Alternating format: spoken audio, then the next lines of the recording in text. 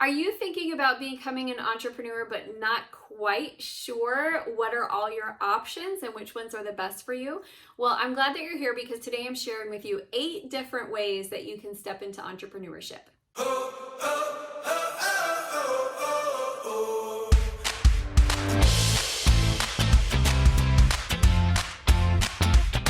Hi, I'm Amy Walker. Thank you so much for watching my channel. I am a small business strategist, a speaker, and author, and I'm glad that you're here. If you're new to the channel, please subscribe and hit the bell notification so that you can get notified every time I release new content every Monday through Friday. And congratulations on thinking about entrepreneurship. I think it's so much fun. I truly am passionate about business. I feel like it's creative. It gives you freedom. It gives you options. It gives you choices. And it can be a little bit scary when you're a new entrepreneur and first stepping in. So I am one of those serial entrepreneurs where I've tried a lot of different things. My first business I started when I was 22 years old. It was a direct sales company, and earned a couple free cars with that company. Had like a $60,000 a year income with that company. It was a good little starting point for me. But I had a lot of other things that I was interested in. And so I started multiple different types of businesses. And it wasn't until my 7th business, which is Amy Walker Consulting, where it was like the pieces all really fit in together. And I understood what I really wanted from my business. So there are a lot of ways to enter entrepreneurship, and I'm going to be covering today 8 of them with you. As I go through these different ways that I feel like are good starting points as an entrepreneur, I'll give you some specific tips in each one so you can start to figure out which one might be a good entry point for you. Before we jump into all of it though, let me just give you my one word of advice. I don't think that entrepreneurship is one size fits all. And I cannot tell you how many entrepreneurs I know that their $1 million business was not their first business.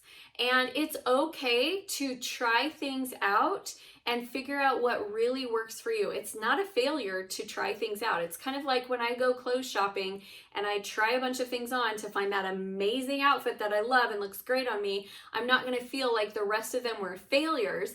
They just weren't the right fit. And that's how I want you to approach these different ways, because you may hear someone, you're like, oh, I've tried that before. That didn't work. That's okay. Doesn't mean you can't be an entrepreneur, just means that you've got to try some more until you figure out what really works for you. Okay, so your first item of business is to figure out what type of business is going to work the best for you. Sometimes when we think entrepreneurship, we think of somebody that we knew that was an entrepreneur and they owned a business like this, so we think entrepreneurship means we got to own a business like this. So many different types of businesses. They all have their pros and cons. So let's go ahead and jump into them. One type of business that's really hot right now and is pretty easy point of entry is digital course creation. So what that is you take the knowledge that you have, whether it's knowledge on parenting or it's knowledge on painting or it's knowledge on how to play the ukulele or it's knowledge on, like for me, it's knowledge on business. It could be knowledge on graphic design. But what you do is you take your skill and you create a course and you start marketing and selling that course. This is a great line of business to go into if you have an area of expertise that you're pretty passionate about, because it doesn't cost you a lot to create that course. People are still fairly forgiving as long as your info is good. They'll be okay if you created the course, on your webcam, on your laptop, screen sharing through Zoom. They really are still patient with that. I'm not saying at some point you won't upgrade by hiring the professional team, but you don't have to start there. The other thing that's great about it is you can sell it through creative contact marketing, which is fairly inexpensive and allows you to be able to reach out to your ideal client and then sell your offer to them. That works best if your offer is mid-price to high-end. Not great for cheap and expensive courses. You can do it that way. You can drive Facebook ad traffic to them. You can put your course on another platform that is a course builder platform and do a revenue share with them. So there's a lot of different ways to get it out there, and you can get that moving fairly quickly. I would say from initial idea until your course launches, you can do that in 6 to 8 weeks if you're willing to work hard. The next way that you can enter entrepreneurship is actually through being an independent contractor. So this is really great if you have a skill or a service that you've used in a job before that now you could use to help other businesses. So I'll give you a couple of examples. I have a client who used to plan events for, she had a job and she planned all of their corporate marketing events. So she learned a lot about, event planning. She learned a lot about being able to do social media promotions and managing the email marketing. And so the first step she took into business was to go get a couple clients where she worked as an independent contractor. And that was actually one of the things that I did to help fund my consulting business in the beginning, was I took on a couple of independent contractor gigs to help get some cash flow coming in so that I would have a little bit of stability as I launched this new company. So that's a great way if you've got skills and you want to be able to take your skills and put them out there. You could be a virtual assistant. You could be a virtual salesperson. If you're good at sales, oh my gosh, there are so many people looking for great salespeople. But just working as an IC for a couple of other organizations will give you a lot of freedom. And if you like doing the work, I mean, it's a great gig. You can make a six-figure income and you don't have to acquire a ton of clients. You just need to get kind of like a select group that you work with over and over and over again. And then when one finishes up their contract, you replace that one. Okay, the next is the consultant coach model. So this functions a little bit differently than an independent contractor, because as an independent contractor, the client views you as working and providing service for them. They know that you're not an employee, but they view you as somebody who produces work for them. Whereas the coach, the consultant, they are more of an advisor and they're directing you and helping you know where to go.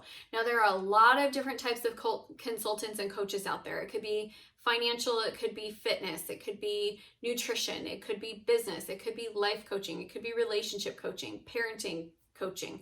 I mean, there's really like an endless amount of types of consulting and coaching that you could do. This is a great way to go if you feel like you've got a lot of information to share and you're really passionate about what you do. I do believe that in order to be successful as a consultant or coach, you got to be so passionate about what you do and who you serve, because it's going to have its challenges. And you need to make sure that you're not just there because you're looking for an easy way to make money. It's a great way to make money, but I wouldn't call it easy. I would say that I work super hard for this awesome business that I have. So that is a great way if you really love the message and you feel, most consultants and coaches that I know, they feel called to the work that they do. And they're so just in love with the results that they produce with their clients and the breakthrough and the triumph and all of that. So if you love that, that might be a good place for you to step into business. It's also got a pretty low barrier to entry because most coaches and consultants are not really regulated. So there's not a lot of certifications that you have to go through. Now that might not be true across the board. There might be specific types of consultants that have to go through a qualifying credentialing process, but for the most part, we don't. We can just set up shop, hang the shingle, which is usually the website, or the Facebook page, or the Instagram platform, or the YouTube channel, and we can start getting to work. Okay, next is a service provider. So if you do hair, or you are a makeup artist, or you are a massage therapist, or you are a doctor, or an accountant, or just anybody who you have a trade, you went to school, you got this trade, you're a professional in that area, now you want to launch and you want to start your own business. This is a great way to transition into having more freedom, more flexibility. I will say that you have to, almost across the board in services, you almost always have to have a previous certification. So my recommendation for you is that you've got the certification, now you want to get your business launched. You just really need to go through that process of structuring out what the business is going to look like. Figuring out the financing, because some of you, like if you are a doctor, a dentist, an orthodontist, a chiropractor, you're going to need to start with a business loan, or because you're either buying someone's practice or you're starting one from scratch. And so there's a lot of details to figure out as you go through that process. If any of you are in that space and you have questions that you want to talk through, please feel free to reach out. I'm happy to chat through that process with you. and you just get to jump in and get started. It's going to be a lot of structure building. Your first couple of years is a lot of systems, it's a lot of processes, it's a lot of marketing, it's a lot of sales, and it's wonderful because this is what you love to do, and now you get to do it for yourself and build a legacy for your family. All right, the next one is one that I actually know very little about because this is not really in my area of expertise. I work really well with service providers, with coaches, with independent contractors, a lot of the ones we've said, but this one, it's not my forte. This is developing and retailing a product. So creating a product that you want to sell. It's not my forte for a couple of reasons. One, I am not that creative to think of a product that like is something that you build and make and sell to people. My inventions in elementary school were the worst. If there was ever another option besides inventing something, I was taking it. The other thing is I don't know a lot about the manufacturing side, but what I will tell you is if you have a great product idea, what you're going to want to look at first is protecting your product idea. So you will want to talk with an attorney. And then you're also going to want to look at production. So you're going to need to figure out how do we produce this and get the cost down as low as possible without having to like put thousands and thousands of dollars into mass production and inventory when you haven't yet proven the sales channel. So just a couple tips for you there, but again, not really up my alley. Okay, next is retail. So retail could be that you're setting up a shop and you're going to retail products. Retail could be that you're setting up an online shop and you're going to retail products. Or you could have a kiosk in the mall. There's a lot of different ways to go about this. However you do it, my recommendations for you here is that you get really creative with your marketing strategy because retail is expensive, especially if you have a storefront. So you need to make sure that you've got people coming through your door and you're not just setting up shop and hoping that they're going to come. Proactive marketing will be your best friend. Next, we have the food industry. So this could be catering, this could be a restaurant, this could be a food truck. I will tell you, I've actually never coached anyone in the food industry. That's not true. I have worked with a caterer. It's not really something that I've done a ton of, but it's a similar business model as a service provider. You are going to need to be really confident in your marketing. You're going to need to be able to have cash flow to fund it because this is not an inexpensive point of entry.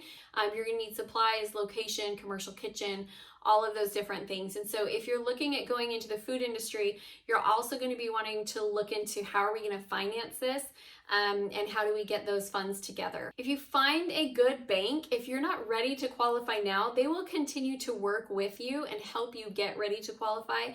A good banker will also help connect you with resources that you could have access to right now, even if you can't yet qualify for that SBA. All right, the last one is actually where I got my start in business, which is network marketing. And it's so funny because you say network marketing and half the people, this is why I saved it for last, because I knew some of you would click away as soon as I said it. Does network marketing have a bad name? Yes. Why does it have a bad name? Is it because the business model is bad? Actually, no. Network marketing is a great, viable business model. It's bad because there's so many people who do it badly. It's got the easiest point of entry. I mean, oftentimes you can start a business for $100 or a $49 membership. And now all of a sudden you're a business owner and you're representing this brand and they turn you loose with a lot of cheerleading and unfortunately not a lot of business training. And so I think that is why network marketers get a bad name. However, it is a great business model. My first business was direct sales. It took me like 3 years to get to the point where I was really consistently earning. In the beginning, it was just like a little extra cash here and there that I would use to take my son to, go do something fun. And then it started to become something more substantial. It took me 3 years to earn my first car. And then, at that point, I was earning like an extra 15, 20,000 a year, but I was working part-time. I had 2 little babies at home at that point. And then I grew from there to the point where at one point I was earning about 60,000 and driving a free car. And it was a good starting place for me because I did get a lot of training. And I learned about sales, which was so important. And I learned confidence. And I learned about entrepreneur mindset. And all of those things I really needed before I was ready to jump into what came next. And so I'm forever grateful that I got that start in network marketing. I've worked with a lot of network marketers. If you're super curious, reach out to me privately and I will share with you my favorite company that I feel like has the best compensation plan and training program, depending on what your interests are. So there's a couple that I really like. There's some that I'm like, I wouldn't. But for the most part, I think it's a great business model, but definitely look at your comp plan. Definitely look at the training because you will need it. Anybody who tells you our product is so good it sells itself is cray cray. Like, you will need training. You're going to need to learn how to sell. You're going to need to learn how to market yourself. You're going to learn to need how to network, how to recruit. There's definitely skills involved. So make sure that they've got the training available for you. So there you have it. We have covered, I believe it's 8 different ways of how to become an entrepreneur. I hope that you can see yourself in a couple of these opportunities and find yourself getting excited. Please tell me in the comments which one appeals the most to you. And I would love for you to like this video, share it with any other entrepreneurs in your tribe. If you're looking for a community of like-minded entrepreneurs as you start this journey, feel free to connect with me in my private Facebook group. It's a great place to ask questions, get engaged. We have good topics of conversation that we put in there. And it's called the CEO Spot on Facebook. So I hope to see you over there soon. If I can help you in launching your business at all, I would love to be a resource for you. I actually have a course on launching your business. It's part of my Coaching on Demand program where I've got 7 different courses in there. There's a low monthly fee that you can pay each month, stay in as long as you want, take as many courses as you want. But there is an entire course in there on how to launch your business. And I'd love to be a resource for you if that is something that would be helpful. I'll go ahead and put a link in the description. Thanks so much, everyone.